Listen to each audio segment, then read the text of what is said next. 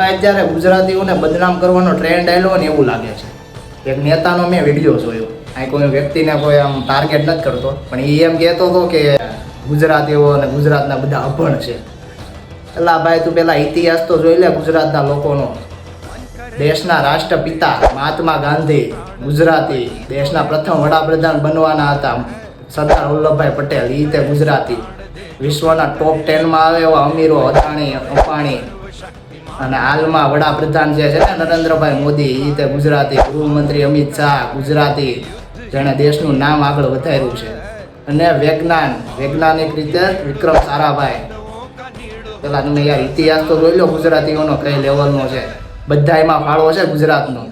તમે એમ કહો છો ગુજરાતી અભણ છે. ઇતિહાસ જોઈ લો ને પછી બોલો, મજા આવે. ગુજરાતીઓને બદનામ ન કરો. અમે ગુજરાતી છે ને, અમને ગર્વ થાય છે કે અમે ગુજરાતમાં રહીએ છીએ, ગુજરાતી છીએ. आसमान में दहाड़ दो